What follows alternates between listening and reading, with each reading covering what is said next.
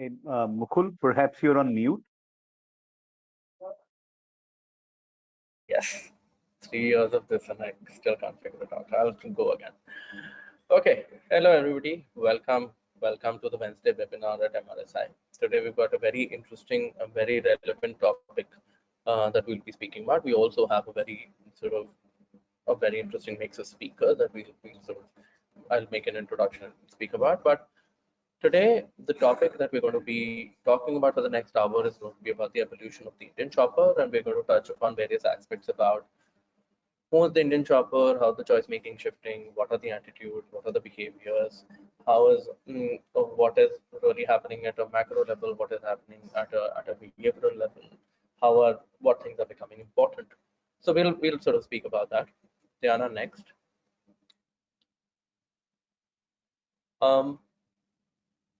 Yeah, it's also the season 7 of the Wednesday webinar, so we've been doing it for a while, and things have sort of picked up. And it happens every Wednesday, and every one Wednesday of every month, and we pick a topic which is relevant to the industry when it comes to research, when it comes to inciting, when it comes to larger behaviors at play.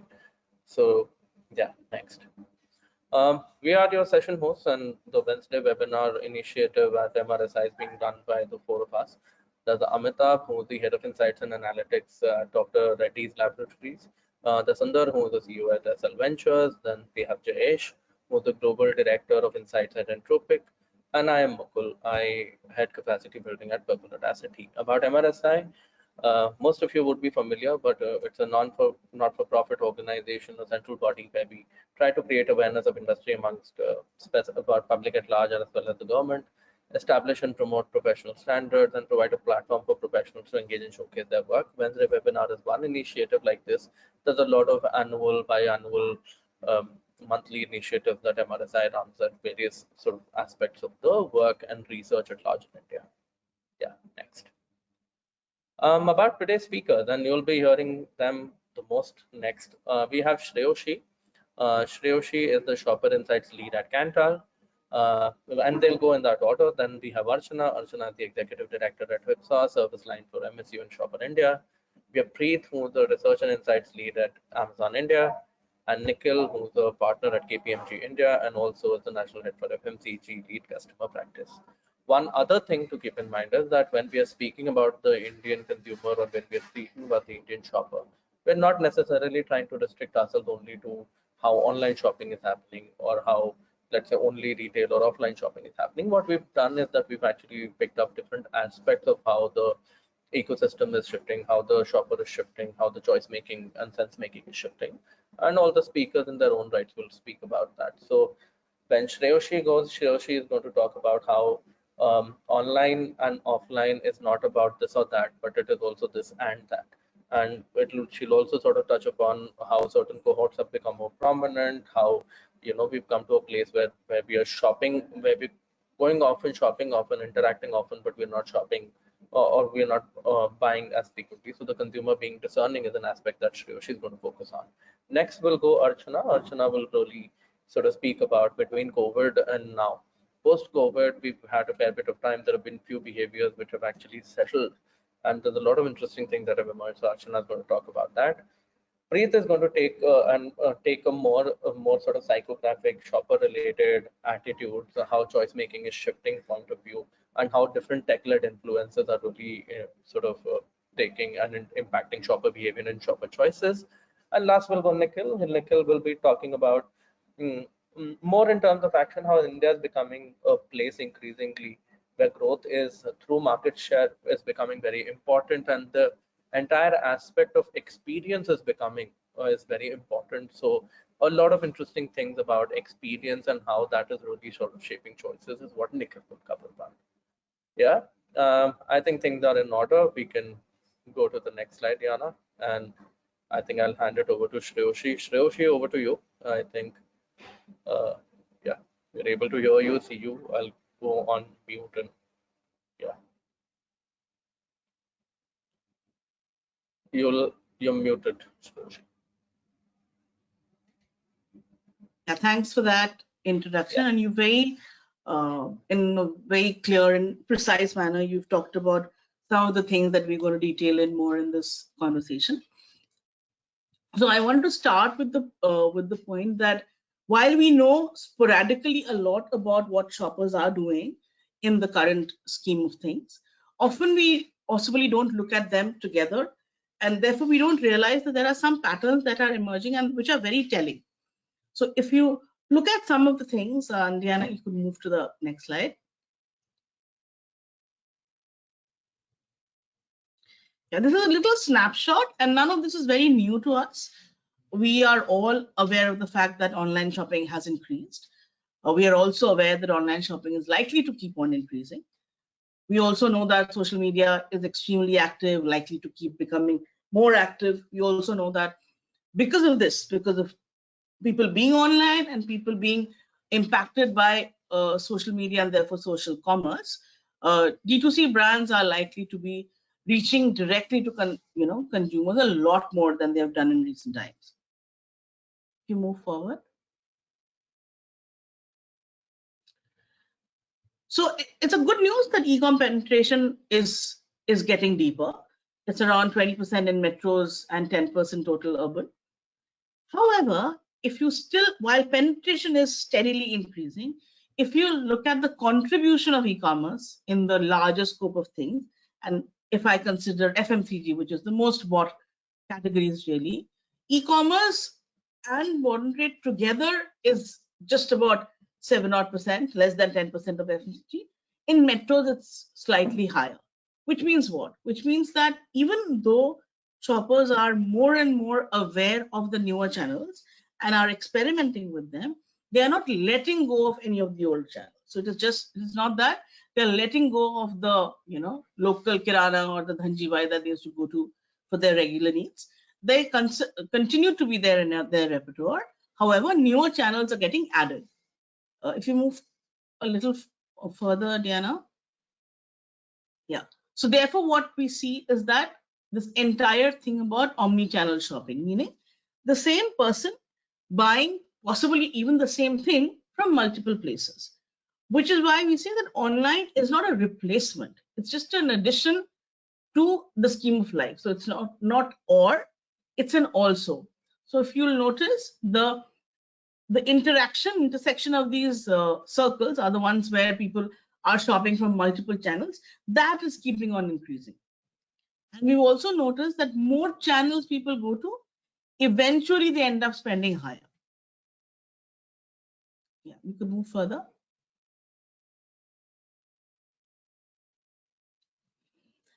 So, because people are going to multiple channels, it's important to try and understand what they are doing in a different channel. So, for example, there are a lot of categories where we know there's something called the ROPO, which means I research online and I buy offline. So, for example, things like, maybe electronic goods, where online there's a lot more detailed and curated information available. So I research online.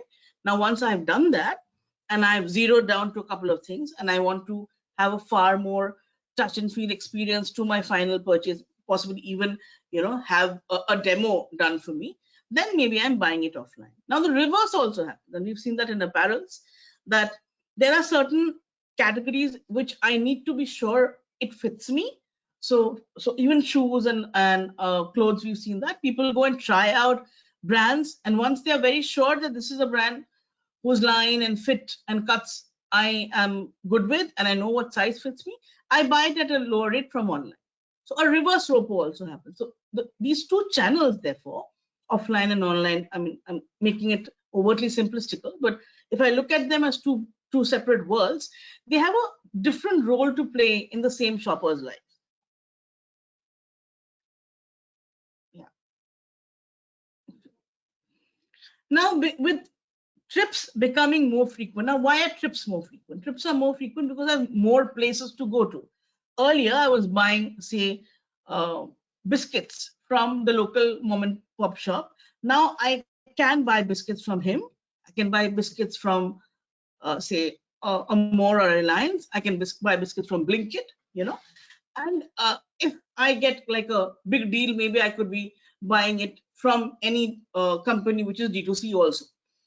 So because my opportunities for buying the same thing are multiple, the trips I'm making are also multiple. And India, typically, we've seen, unlike many other countries, is what we like to call a bazaar-driven market. We like to go to the store almost every other day. So we visit stores more often. And when I say store, it also includes online trips. But I buy fewer things, you know. So I buy smaller units. Therefore, it also gives me an opportunity to buy another time later. If I buy larger trips at one time, I'm blocking my future opportunity to buy. So what shoppers are therefore doing, because of the huge amount of choice available, and because of the huge amount of awareness available about these choices, they are becoming far more discerning about about what they are going to buy, and allowing it only maybe smaller occasions. So, for example, we could call this something like an episodic loyalty instead of a like hardcore loyalty. That while I'm right now I'm buying this, but I'm buying only a little bit. So tomorrow I can buy something else. Yeah. If we further down. This is something I spoke about a little while earlier, just reiterating that purchase occasions, meaning how often do I shop, has been increasing consistently, and number of brands bought per category. Here I've put an example of biscuits and cookies because that's a category where we know a huge amount of interaction happens between subcategories. That is also increasing, which means that the more visits to stores I make, the more experimentation I'm open to do. And therefore, for marketeers, there are so many more opportunities to convert the shop. Yeah, further.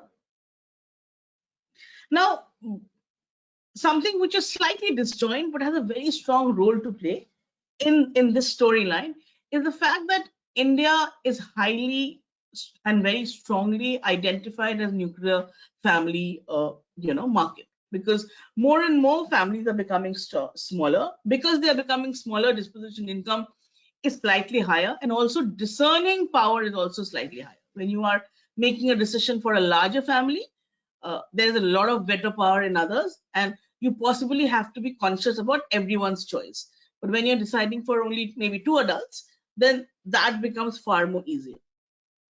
So one is, amongst all the new families that have come in almost the last 15 years, 3 out of 4 are nuclear households. So meaning that nuclear households is the way to go for India. Possibly it is still behind a lot of other first world countries where people move out of homes as soon as they grow up. But for India versus India then versus India now, it's a huge difference. Now what we've noticed, Diana, sorry, you can go on. What we've noticed that there are certain things which are happening along with this. While we see more of nuclear families establishing themselves, there is more agency among women, and most often than not, they are working women. That again translates to a lot of decisions that they are taking almost independently. Here are some of the metrics. I'm not going into deeper detail. We have seen them in many other, macroeconomic factors. But the point that we are trying to make here is that there is agency, and therefore there is a very strong ability to make a well thought through choice, and the decision making power is also in your hand. Yeah. Next. At the same time, we know that that is meting out in other things in terms of how highly educated women are becoming, and how the working women population is larger. These are happening in tandem. And if you move to the next slide, what we also found that there's a correlation between working women growing, nuclearization happening, and people moving to premium products. Again, it's a function of those two things, right? You can make decisions for a fewer set of people, so your choice is a lot in your hand. And second, your disposable income is also higher. So we've seen that there's a pattern between people who are, where the working women are taking decisions, the families are smaller, they're more likely to pick up premium products. Yeah. If we go further a little bit. At the same time, now while all this is happening, at the same time you realize that there's an increasingly comfort with social commerce. Why with social commerce so much? Not just because people are always on social media. This was triggered a little by the pandemic, where people realized that when you stop me from interacting with my point of sale, I start doubting a lot of things, because people are used to the touch and feel and the personal interaction when they buy things. What social commerce did was it brought in that experience back. So, for example, things like direct messaging, video sharing, group conversations, and there are many of these, small scale companies which have brought on and have continued on that scale throughout and doing pretty good for themselves. Very niche audience, because they have been able to provide the interpersonal communication that possibly people were missing out when they were not being able to go to stores, which is why people came back to stores with a vengeance when times started getting better in terms of the pandemic.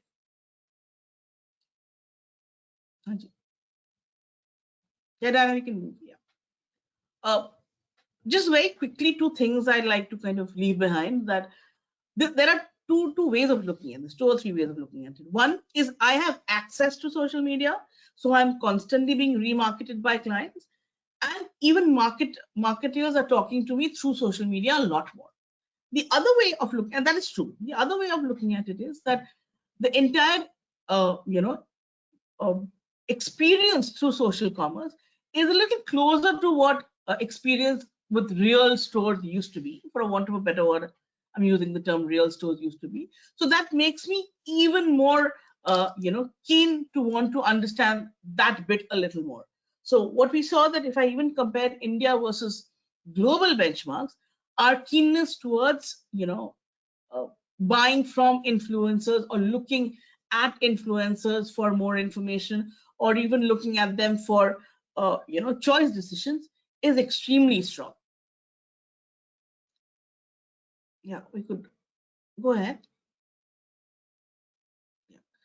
And just to kind of sum that up, and this is not something that is new to us, possibly the number 7.5 seems a little overwhelming, but we all know that there's a lot of money running behind influencers, just because not only have they been able to influence through their behavior and their choices, but also brands have found fitment in these people, and they've realized that it's easier to kind of reach out to shoppers who are missing out this interpersonal linkage when online was becoming extremely alien and offline was out of reach. So keeping all these things in mind, it's important that for any marketer, both retail and the manufacturer, it's important to keep in mind that online and offline will always coexist, and they will be there for different reasons. So ease of ease of access, convenience will continue to be important for online. The other thing that online has always beaten offline in is the idea of deals and discounts. However, in terms of being able to have a good experience while shopping, and being able to link with the brand, and therefore remember that experience post the shopping exercise, is something where offline will always have importance. So, which is why you'll see a lot of online markets, online stores pick up on offline, characteristics, like using AI to have, let you look at products 360 degree, or let you try on products. Similarly, your offline stores have online characteristics where they allow you to choose something and maybe deliver it later to your house. So these two worlds are going to coexist, and they're going to mean different things for each other. Mukul and Archana will talk about this in more detail. I'll pass it on. Yes. I think just one thing before Archana goes in, I want to quickly reiterate for everybody, which I missed saying earlier. There's a questions tab. If you can just, if there are any questions that you want us to sort of relate to the speaker, then we can just sort of put it there, because you won't be able to unmute and ask those questions yourself. So we'll relay it for you. Yeah, I think a couple of very key things to just sort of summarize very quickly. I think the entire aspect of how family dynamics are shifting and families are shifting, and the impact of that, I think, is an important and a very valid one that we sort of heard she talk about. women is also, and female shoppers and the kind of influence that females also have is also emerging as one of the very fundamental sort of shifts happening in the Indian shopping space. I think the other bit, which is also, I think it sort of reiterates a very fundamental older belief also, and a very cultural one for India, is that India is not really a this or that market. India is a this and that market. So I think that also gets a sort of strong reiteration in the way that she also spoke about it. Now I'll hand it over to Archana. Archana will speak about how in the past 2-3 years behaviors have sort of settled and will possibly continue to evolve. Yeah, over to you, Archana. Thanks, Sreyoshi. Thanks, Mukul. So yeah, we all heard about how things, how COVID acted as an inflection point to get this online boom out. But it's been quite some time now, and things have settled. So let's understand, if Diana, if you can move next, what does it mean? So what I'll be speaking a lot about are the big stories and the big powerful insights that that matter to us, and what does it mean to the marketeers. Yeah. Yes, we are the fastest growing e-commerce market in the world. We are growing at 14%. By next year, almost 9 in 10 Indian shoppers will have an internet connection, and that says a lot. Yeah, and this clearly obviously correlates that the annual shoppers in India will really jump up significantly, as you can see here. Yeah, Diana. So what does this mean for online shopping? If you can move to the next. We all know how it started. It started with actually the males taking more charge. It was a little more techy and intimidating possibly for the female. But now, interestingly, the females have settled in too. Yeah. Besides family, actually, she is spending a lot of time for scouting products for herself. She gets this whole me time for finding things for herself too. So what does this imply to us? Yeah, what we have seen is female shoppers tend to be a lot more detail oriented. She also looks a lot more for proof of works. It means that obviously the brands and products should offer convincing RTBs, the reason to believe. The ratings and reviews are something which she will study pretty well. Yeah, if you can go to the next. Yes, it started online as a platform, started for value discount, but that's now become hygiene. Yeah, people have evolved much ahead. What they're seeking is a lot more high order benefits. To start with, speed. I need my parcel, I need my delivery in next 10-15 minutes. Speed is very critical. Personalization, easy user interface, authentic reviews, not just reviews. Authentic reviews are something which people are looking for. Yeah, so what does it mean for us? Yes, we can leverage AI. There is a lot of shopper behavior which is residing with the platforms, which can be definitely leveraged to tailor-made the experience. Yeah, if you can move the next. We all will agree that online shopping has beautifully enabled, tackle that market barrier of access. Urban, rural, everything is now, reached easily by thanks to online shopping. Distribution inefficiencies are managed. In fact, it said that as per the published sources, that 60% of the online sales actually is coming from tier 2 and smaller towns. Of course, all this means is we really need to leverage these reach and of course look for robust logistics to make sure that we best use reaching the interiors of India. Yeah, Diana, if you can move the next slide. Yes, as a platform, online shopping encourages a lot of experimentation, exploration, specifically for certain categories. The consumer is nicely in this whole discovery mode, be it especially for categories like beauty, fashion. A lot of new age foods and nutraceuticals have got a lot of noticeability thanks to online. It's all about marrying marrying all the information available from multiple digital sources, understanding various innovations. It's really working well as a platform for exploration. Yes, again, scope to leverage AI, provide recommendations based search. Clearly, when she is when the shopper is experimenting, innovations need clear RTBs to make sure that she gets the attention and conviction to consider. It started with these biggies offering most of the online shopping experience, but now we have platforms specialized by categories. There is a e-commerce platform specialized for beauty. There is an e-commerce specialized for fashion, grocery, electronics. Clearly, consumer has options which specializes in these categories. What it means obviously is that now you are competing with a lot more options, a lot more niche options, a lot of international options on that platform, and definitely that needs clutter breaking approaches for us to be noticed as well as adopted. Yeah. Yeah, for grocery, consumers do seek all-in-one roof, but for other categories, we have a lot more specialized categories platforms that are booming in.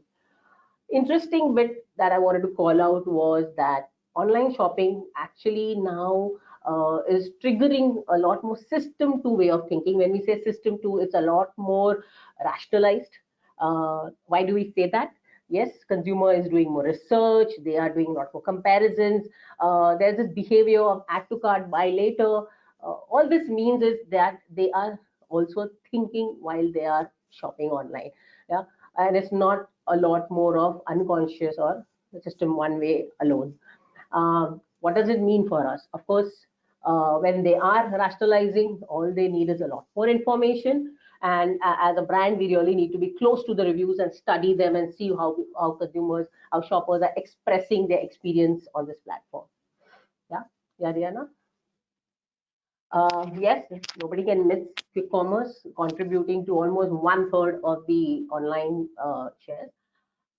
Quick commerce has literally given birth to impatient shoppers. Yeah, consumers are in a hurry to get what they want. They have become quite impatient. At one click of button, I want the stuff with me in the next 15 minutes. That's how they're operating now. They're quite impatient. But unlike conventional e-commerce, impulse also plays a role because they are in a hurry to close the decision, close the loop. And what does it mean for us is our supply chain really needs to be super efficient. Stockouts is nothing but lost opportunity because the consumer is in that, shopper is in that mode of closing the decision making. Yeah, so we have to leverage this speed bit. Quick commerce has completely redefined the meaning of agility.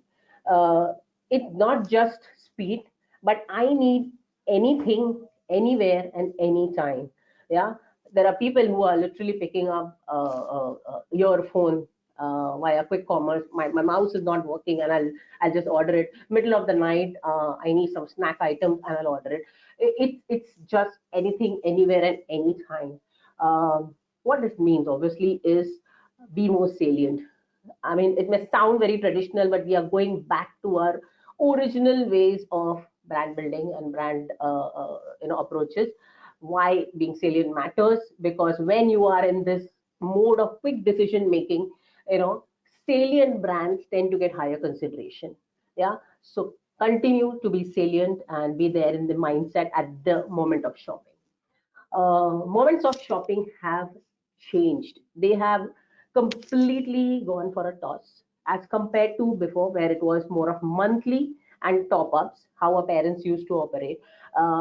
Month end or month start is when they used to literally do their bulk shopping. There were top up moments, etc. But now it's a lot more SOS. Yeah, I need something, I'm cooking. Oh, I realize my olive oil is over, and that's when I just order and I'm done. The moments of shopping have changed. Degree of planning has changed. I'm not planning and creating list all the time, and this clearly has a big implication. This can lead to a lot of vulnerability to switch. Yeah, because consumer needs something immediately. So as a brand, we really need to work hard to get the loyalties. Yeah. Thanks to QCOM, thanks to digital payments, the shopper, the poor little shopper, has reduced the ability to track their monthly spends. 300, 500, 1,000 rupees. These are the tiny little transactions they do multiple times in a day, and it just makes them lose track of how much they have spent. Yeah. Obviously we can't do much here as a brand, but I mean, a very small little thing, if we can help plan them and create some planners and budget checks as features, yeah, on the platforms. Because I can order anything, anytime, and anywhere, the stocking patterns have kind of gone for a toss. Bulk stocking especially has been hampered. Stocking bulk, all those old age ways of ensuring things are well in place has changed. I will buy many a time as and when the stuff gets over, because I'll get it in 15 minutes. Yeah. So it of course means that the smaller SKUs are gaining a lot more significance. Yeah, Diana. Of course, online shopping in India is still the bulk. Yeah.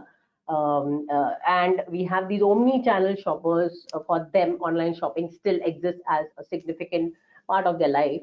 So why do they go after it? Yes, touch and feel, that cannot go away. That is something which matters, especially for things that I want for my fit, for my customization, where I really want to feel the freshness. Yeah, those are the places where the consumer will still seek offline shopping and not spend much on online. Yeah. uh, Another interesting thing is the relationship that people have developed over the years with the retailers, what my parents or my elders in the house have been dealing with these retailers. All it meant was a lot more quality assurance. ये मेरा किराना है, and I'm sure वो मुझे सही चीजें भेजेगा. ये मेरा fruit वाला है, and I'll get the quality that I am seeking for. So these relationships still matter, and they hold a significance when it comes to quality. But because this omni-channel shopper is spoiled by some ease of navigation online, he has become somewhat impatient offline shopper also. So while they are in the store, they really want that ease of navigation of finding the stuff they want. Yeah. So there is this little shift in how they are looking at online, offline as well, because of online experiences being so easy. Yes, for older generation, offline shopping is also a mean of outing, socializing, connecting with people. So it doesn't go away. It still is a significant portion of India. So what does it mean? Yeah, Diana? It means that for brands that are present across platforms, it should offer consistency so that the consumer doesn't feel alienated from here to there. And yes, like online, like offline, online should also offer a lot more product description so that it enables them to feel they're very close to what they want. Lastly, social commerce, an interesting trend which is picking up. What's happening there? It's actually a platform for a lot of local and small businesses, for a lot of niche brands. And interestingly, for this platform, you see a lot of recommendations, and followers are something which work for them. Consumers literally see how many followers are there and how many people are recommending them, and that literally gives them the uplift too. The beauty of this platform is innovations, they get fantastic noticeability, and especially because this is one platform which really gives a large window to detail out the product. I don't mind going through the whole video descriptor and understanding what is this product all about, because that platform gets this own eyeballs and attention to, and people are not that snappy to switch off. They'll watch. And of course, last bit, social commerce does have a better reach among targeted shoppers. It's able to reach the right profile much more efficiently. Yeah, Diana. So just to conclude, yeah, it's a platform that provides with unique opportunities for visibility, engagement, and targeted marketing. Yeah, that's it from me. All right, thank you so much, Archana. So I think quickly sort of reiterating a couple of things which beautifully segue into what Preet will also cover. There's a lot of aspiration and intention, and a lot of sort of speak about micro moments where people are going to take a decision whenever and whatever, and there's no ready sort of planned behaviors, and a lot of deconstruction that's happening, which is also now meeting access. right? Which is meeting a lot of access and a lot of enablement by platforms, which is also then can leading to a lot of choices. There could be, one could possibly debate about the fact that probably there are too many choices. I think now in all of this access, aspiration, and choice, how the sense making is happening, or what are the kind of attitudes and behaviors which are looking at sense making and choice making, is something that now Preet will also sort of talk about a bit. I think it sort of beautifully sets up for that. Over to you, Preet. Thank you, Mukul. Thank you, Archana. Thank you, Sreyoshi. So, folks, we've seen what trends have been panning out across demographics. Some of the behavioral trends that Archana spoke about. What I'm very keen to talk about, though, is the why behind some of these. And what we've done over the past few quarters is try to go a little deeper into understanding these consumers, what's influencing some of these behavior changes. And mind you, this is not limited to online shopping. Some of these trends are applicable to the entire omni-channel experience as we go forward. And at the core of it, it is what is fueling the growth of the shopper or evolution in shoppers as we go along. Diana, next. So if I just take a look at the framework which is out here, and then this was a framework work by the World Economic Forum, which talks about the various forces that are play in India, right? Where you have income growth, affluent segments are affluent consumers are increasing. There's a number which is out there which says that going to be 100 million affluent consumers by 2027 or 2030. The disposable incomes are going to rise, and all of this put together is going to lead consumption even more. There is rapid urbanization. There's a lot of trends that you would have picked up in your own organizations about millennials, Gen Zs, and how they're influencing and how they're reverse influencing a lot of consumption patterns. All of that fueled by the technology push that's happening in India by the government, by the policy, the entire startup ecosystem which is happening, and ultimately leading to a lot of diverse changes in terms of consumer attitudes. And that's what I really want to pick up and talk a little more. And what's the meaning behind some of the trends that will actually pan out in the near future. Yeah, next. Yeah, so I want to talk about four big trends that at least we feel are going to be influencing consumers and shoppers, right? One is aspirational, the life upgrades that people are talking about.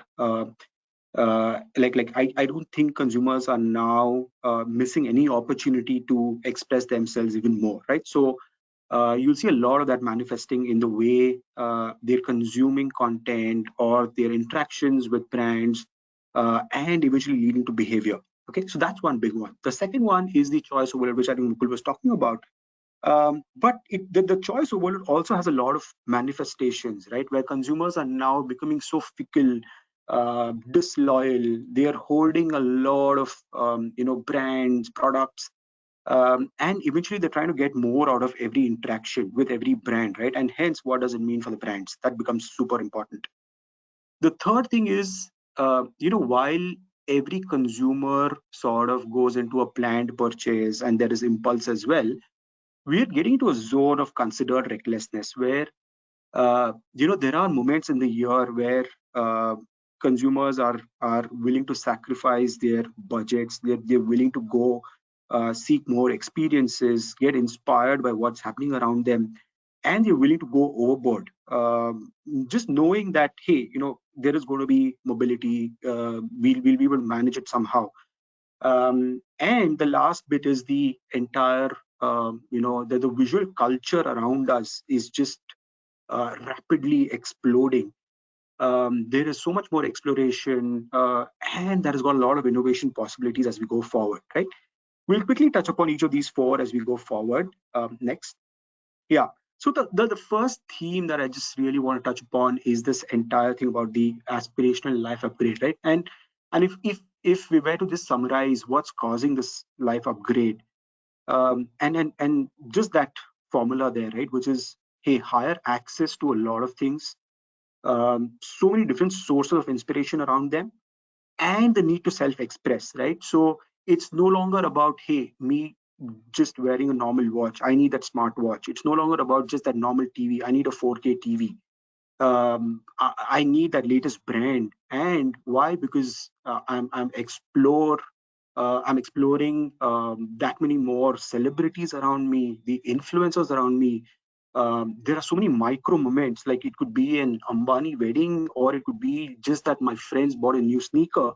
All of those, are leading to a lot of inspiration, which people want to pick up, and they want to fuel it, and they want to get access to demonstrating what their identity is. And the way they go about doing it is, it's almost like no holds barred, and they'll do what it takes to put themselves out there, right?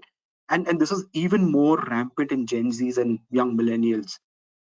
So where I'm getting to with all of this is, because of these three dimensions, there is a lot of premiumization that's happening, a lot of purchase of higher end products, which is leading to a bit of duality. Because on one side we're talking about, hey, there is affluent consumers, the people are buying more expensive products, but at the same time their value seeking behavior is not going away, right?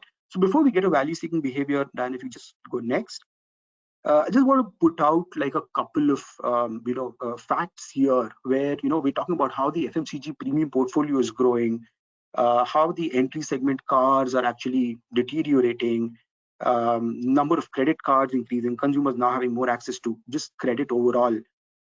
In fact, just last year, and some of these data points are out there in the open.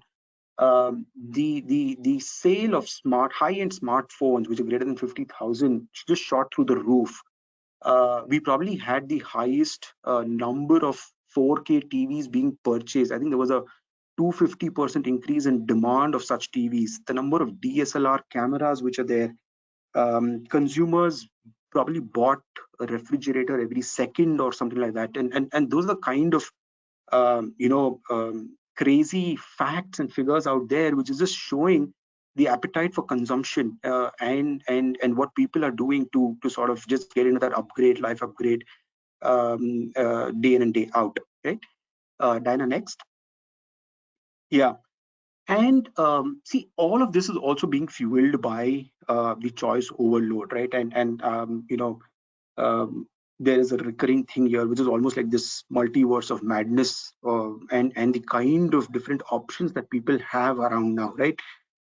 Be it on payments, or be it on content, or be it online shopping. There's probably an app for everything that you need. And this is just making it that much more complicated for the consumers. At the same time, it's giving them so much choice. It's just manifesting into what the consumers now expect, and what's the new normal. Like, it's very different to figure out what's hygiene, what's a delighter, what's probably a hidden motivator, and things are so dynamic and keeps changing. Next. Yeah. And the way this gets manifested is that consumers are now valuing the experiences that these apps are giving. Okay, so they are now demanding delightful experiences in every interaction. Hey, it's no longer just about an app offering you a shopping thing. It gives you endless selection. It's about, hey, can it give me a recommendation? Can it give me delivery in 1 day or 10 minutes? Does it have my favorite vacuum cleaner? Can I get my iPhone in a particular color and memory? All of that in a jiffy. And if I'm not happy with it, can I just like go and exchange it, and so on, right? So the delightful experience is what I think is going to become very, very crucial as we go forward. And at the same time, consumers know that, hey, they literally have these apps in their hands, and then they know that how they need to squeeze value out of each of these apps and offerings that are out there, right? If you just see the visual on the right, probably the visuals are not that clear, but look at the way value is getting manifested. And I was telling you about value, right? So on one side you have affluence, on the other side you have value. Every app, like be it a payment app or a shopping app, connotes value in very, very different ways. Some can offer cashback, some can offer points, some can offer, hey, like a reward program, some can offer like a delayed gratification, and consumers are sort of now being that much more finicky, that much more attentive to what's there and what's like realistic versus what's just a gimmick, right? And hence, the dimensions of value are playing out very, very differently right now. And consumers, are either looking for immediate value, instant gratification. They want accumulated value which they can use over a larger period of time, and they want value either in terms of, hey, something which is more meaningful to me in terms of either just rewards in terms of money, or something in terms of kind. And the moment a brand is going to be able to figure out the right balance in terms of what's the value that they want to give, even if it's a high-end purchase, the loyalty or the stickiness is just going to increase. The more apps, the more choices that people have, I believe the experiences, the value are the two big levers that will ensure that they remain loyal and they stick around with any particular brand. Diana, next. Yeah, quickly, and I'm just cognizant of time here, but see, interestingly, there's the other manifestation that's happening, right? Where the traditional shoppers, probably 30 years down the line, 40 years down, 40 years ago, sorry, not 40 years ago, had a zone of commitment where people were sort of focused on hygiene needs. I'm very happy with my 2 sets of clothes. I'm able to provide for my family, and then that becomes like the zone of commitment. And then there was a zone of discretion. Hey, during festival purchases, I'm going to sort of extend my budget and buy something more. And then there was a zone of fantasy, where I probably want to buy something, which is indulgent, get that new sofa, paint my house, or, just look good in front of everyone and so on. I think increasingly what's happening, and it's happening with everyone, be it a metro consumer or a non-metro consumer, it's just that there is a blurring of a lot of zones, right? So the zone of commitment to zone of fantasy is just like blurring, and this gets heightened specifically during the sale periods, during any promotion period. There is a heightened, FOMO about what's happening around. There's a deep discounting culture which is there. So yeah, obviously sales, I mean, 1 in 2 or 1 in or 2 in 3 people were actually participating in these online sales, and there is a complete breakdown of the barriers where you can actually buy something on a no-cost EMI, buy now pay later. We've heard stories where delivery agents have actually gone ahead and purchased an iPhone 15 for whatever the price it was, and they exactly know how to get the value out of it.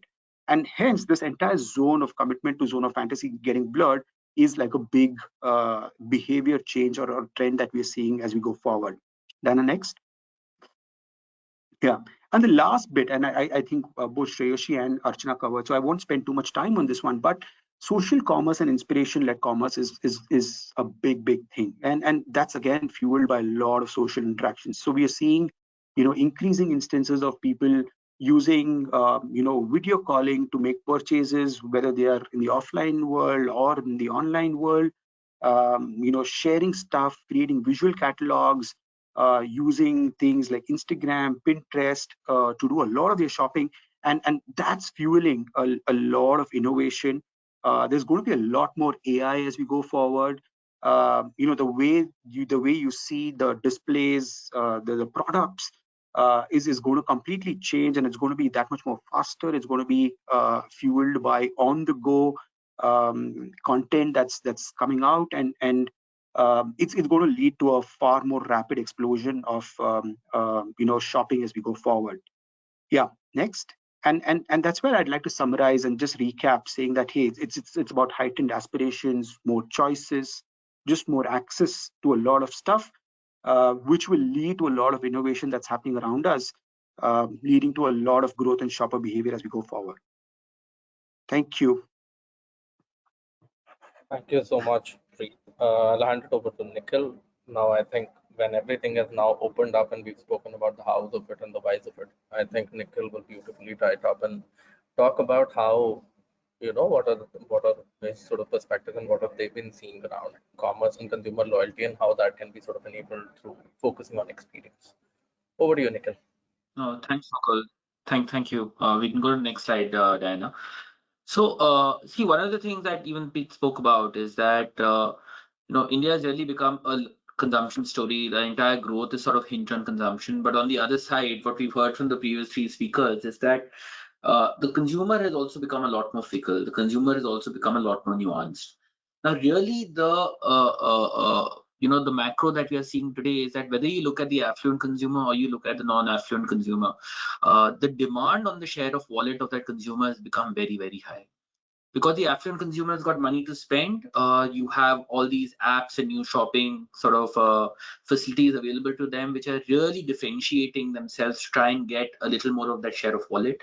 And when we're looking at consumers at the bottom of the pyramid who have a very limited spend basket available with them, you're finding a lot of the established brands really fighting with each other to saying, how do I get a little more market share? And therefore, what is coming out very clearly as a differentiator, given the pockets of spend that are available and the evolving shopper, is really about how you can use customer experience fundamentally to win in this game and to gain that market share. Next slide, Diana. Now, what we really have also seen is that companies who have really driven with very, very good experience, and the experience doesn't necessarily need to be a digital experience, which you've noticed with many of the apps that all of us use, but it can also be an offline experience. And we'll sort of dive in a little deeper into the dimensions of experience. But those who have been able to deliver better experience have seen an impact of this good quality experience, not on in their valuation specifically. They've seen it in advocacy, they've seen it in loyalty. And valuation, of course, as we all understand it, is really a function in some form or shape of revenue growth, profit growth, and of course the sentiment which is around it. And therefore, there is a stronger realization that the experience is really a important driver of valuation, and how do I really get my market share back. We've seen this in the past with the financial services sector, which was probably one of the early sectors to really transform as a legacy sector into being a very digital experience-led sector. But now we are noticing this is happening everywhere, from grocery shopping to technology shopping to even the experiences and services that we buy. Almost everything is linked around this veneer of good experience, which is what is delighting consumers in terms of offering and wanting those services. If we move to the next slide, what we really see is that so what can a company do, right? So we've understood what our shoppers, how their behavior is changing. We've understood the nuances of all the shoppers, saying that in different cohorts, they tend to behave differently. In different moments, they tend to behave differently. We spoke about even the zone of commitment versus the zone of the other zone that we spoke about, which is saying that what we never traditionally expected a consumer to do, they are doing it more and more. And therefore, as a brand, as a company, what does it mean? And our perspective on this is that we need to really find a way to design intentional experiences so that in these moments when a consumer is making the choice, we are present, front and center in terms of getting that. And there are really 6 pillars of this experience that we sort of look at. One is around personalization, which is to say that how can we give a very individualistic or individual experience to a person so that a consumer feels that this is for me. Second is how do we really, save their time and effort. Now, one of the things Archana has also spoken to us about earlier in this webinar is really about how impatient the consumer has become. And therefore, those brands and those experiences that can help manage time and effort of a consumer are being rewarded back by consumers, because people are saying, if you value my time, I will value you. The third is about expectations. Now, different brands may provide different expectations. So it's not really about driving to the same level of expectation for everyone, right? So today you can have a full service airline carrier versus a discount carrier. Obviously, they provide different services, and that's why they are discount or full service. But brands which are able to meet the expectations that they promise are valued a lot more than those who promise but do not meet expectations. And therefore, meeting and managing these expectations is very important. Fourth is around integrity, and especially when you're looking at a lot of what is happening in the world today with climate change and all of that, consumers are choosing, as an example, to say that we want to reward brands who are doing right by environment or doing right by people or doing right by society. But the claims that we end up making need to be backed up. Or we've seen sort of examples of brands who are putting out certain claims in terms of what benefit it can give to a consumer, but then a social media influencer will come in and say, but this is not true. And if those are not being able to back up, then there's a market share impact on that specific brand. So having integrity becomes very important. The fifth is resolution. We also heard earlier in the webinar today that the experience cycle is not ending with when we are buying a product. The experience cycle is often ending with a change in behavior. I want to return it, I want to replace it, I want to fix it. And therefore that whole resolution cycle in terms of how you can sort of address all of that is important.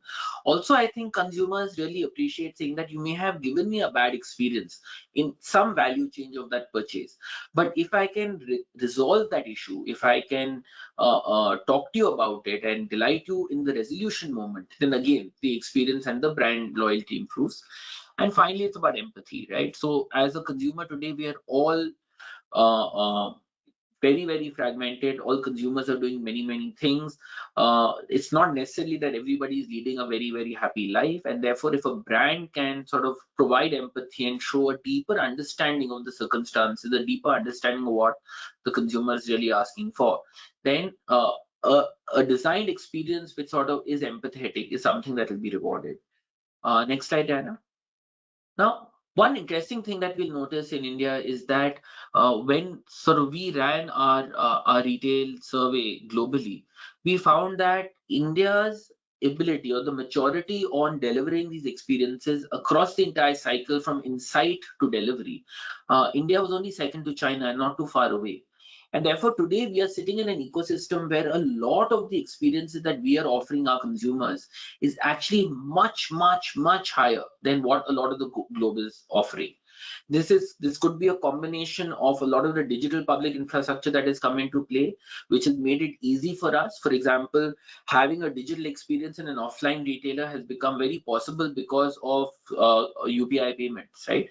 And therefore, the blending of these experiences of digital with physical and the other way around, or earlier, they're really doing a digital shopping but making the payment in an offline fashion through COD. These are a lot of things that have come out in India, and therefore, I think our ability to deliver a much higher experience is much ahead of the rest of the world. And the second thing that we should sort of notice is that the Indian consumer, because India is a consumption-driven economy and a lot of money is chasing the Indian consumer, either venture money or existing sort of pots of money that exists in the country. The Indian consumer has also gotten very, very spoiled, and therefore the expectations of the Indian consumer has gone high. And therefore, as a brand, we must sort of try and constantly meet this bar in order to sort of deliver the right experiences and delight the shopper in order to walk away with market share. Next slide. So finally, and in order to conclude, basically what I want to say is that today, any kind of retailer or any kind of brand that you have, whether it is online or whether it is offline, it is important to focus on experience in order to drive this. And really, while we've sort of spoken about what are the various experiences that can deliver this for us, whether it's integrating with e-commerce, whether it is the investments that we're making in the back end, whether it is empowering our workforces to sort of deliver these experiences, tying up all of that, and Diana, we can sort of move to the final slide now. Tying up all of that becomes very important because delivering on the experience is not the job of marketing. It is not the job of technology. It is not the job of social media. It is really about how the entire organization integrates itself or aligns itself and connects itself in order to deliver that one final experience, right? So today you may promise something on an app, but a third-party delivery individual needs to go deliver that promise. And how well we integrate the front, middle, and back office becomes extremely important in order to be able to drive away and walk away with that share. So Mukul, that's it from me. I think I tried to sum up what the implication of the shopper is to what a business can do, but back to you. Yes, thank you so much. I think we have 1 minute. So in the interest of time, I'm just going to make very, very quick couple of announcements. I think there's a lot of interesting things to cover. There's a few questions which are here. Now, we will not be able to cover those questions at this stage right now, but what we'll do definitely is that we possibly try to reach out, whichever of them are relevant and we can answer, we'll possibly try and get that. For all the attendees, you can always sort of go back and look at the MRSI's YouTube sort of account, or you can go to the website and you'll also be able to revisit some of this in case you need to. One question, which if I can just hold all of you for just a couple of minutes, and it's only one question that I'm going to ask everybody. A lot of things are shifting, a lot of things are changing. There's a lot of access, aspiration, a lot of sort of things at play. It's also the reality in a couple of weeks from now, a couple of months from now, peak election time is going to happen, and markets are sort of showing whatever they're showing, and then things are also going to move in a certain way. If I was to ask each of you to speak about the one thing that you're either very excited or very wary about when it comes to the Indian consumer in the next couple of years or next few years, what would that be? Just one, right? Like, we can of course share the questions, and we can of course find a way to do that. But one thing about the Indian consumer in the next couple of years that you're either very excited about or very wary about. Yeah, anybody can sort of go. Maybe I'll just, Okay, so I can start. Yes, Archana. Archana, why don't you go, please? yeah, sorry. This whole openness to innovation, openness to trying, and willingness to experiment. This is something which is, of course, online is the enabler, but that is something which I feel is going to go up well.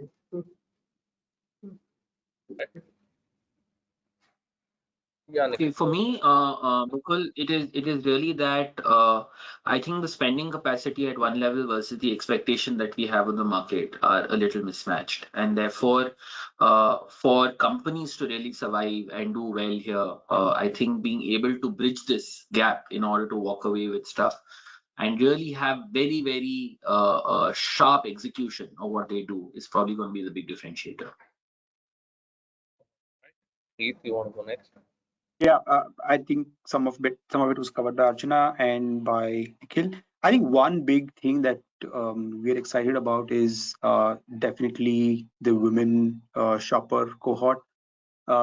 Stuff that's happening with Gen Z. They're becoming unpredictable, and it's just pushing all of us to innovate even more. So, looking forward to new challenges.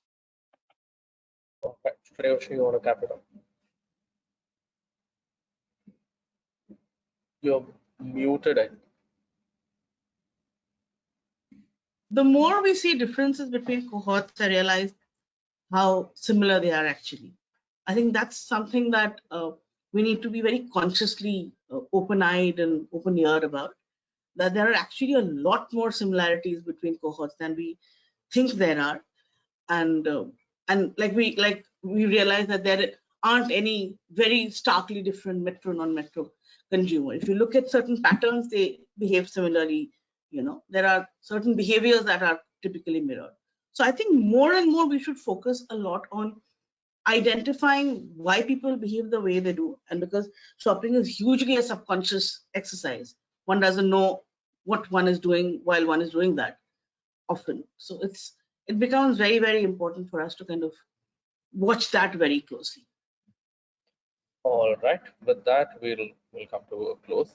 Thank you everybody for giving us your time. Thank you to all the speakers for your time and all the effort in putting this together. Just last one announcement. The next webinar is going to happen next month. Please watch the online space LinkedIn primarily for that announcement. We're going to dabble with young people, relationships, and how they're evolving, gender, dating, marriage, families, and how we are going to dabble with that. So next month is what you should expect, something in that direction, but watch out a space for it to take shape. Yes, we'll let everybody go now and resume their days. Thank you so much for your time. Thank you so much. All right. Thank you. Thanks.